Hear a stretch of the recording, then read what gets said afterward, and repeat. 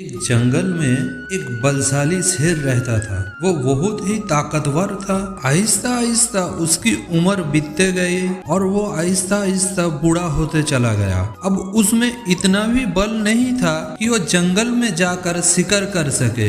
ऐसे में वो अपने ही गुफा में भूखा प्यासा पड़ा हुआ था। वो सोचते रहे, अगर ऐसे ही चलते रहा तो एक दिन मेरा मरना तय है।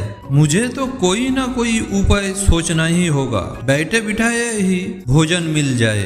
वो सोचने लगा और कुछ ही देर में उसे एक उपाय सूझ गया।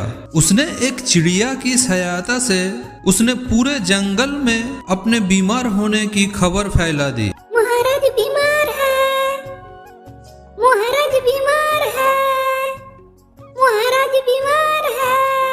जंगल के राजा शेर को बीमार होने की खबर सुनकर जंगल के जानवर उसका हालचाल पूछने उसके पास पहुंचने लगे। शेर इसी ताक में था, जैसे ही कोई जानवर उससे मिलने गुफा में प्रवेश करता वो उसे दबोच कर मार डालता और उसे खा जाता। हर दिन कोई न कोई जानवर उसे देखने आते रहता और शेर को गुफा में ही शिकार बैठे बिठाए मिल जाता। उसके दिन बड़े आराम से गुजरने लगे।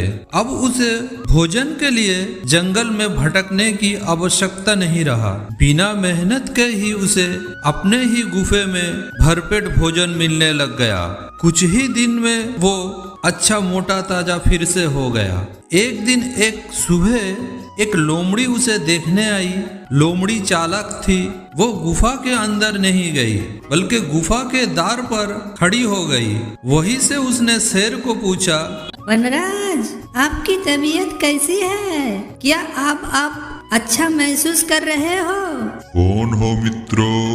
अंदर तो आओ। मैं बीमार बूढ़ा शेर बाहर तक तुमसे मिलने नहीं आ सकता। मेरी दृष्टि भी कमजोर है। मैं तुम्हें वहां से ठीक से देख भी नहीं सकता। आओ मेरे पास आओ, मुझसे आखिरी बार मिल लो। मैं कुछ ही दिन का मेहमान हूँ। शेर ने फुसला कर लोमड़ी को गुफा के अंदर बुलाने का प्रयास किया। शेर के बोलते समय लोमड़ी बड़े ही ध्यान से गुफा के आसपास का नजारा ले रही थी।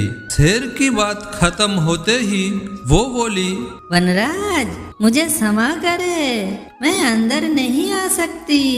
आपकी गुफा में अंदर जाते हुए जानवरों के पैरों के निशान तो है, किंतु बाहर आते हुए नहीं। इसका अर्थ मैं समझ गई हूँ। सब कुछ देखने के बाद भी यदि मैं अंदर आ गई तो उस जानवरों की तरह मारी जाऊंगी जिनके पैरों के ये निशान है। इसीलिए मैं जा रही हूँ। लोमड़ी ने जंगल में जाकर बूढ़े शेर की करतूत सभी जानवरों को बता दी। उसके बाद कोई भी जानवर शेर से मिलने नहीं गया।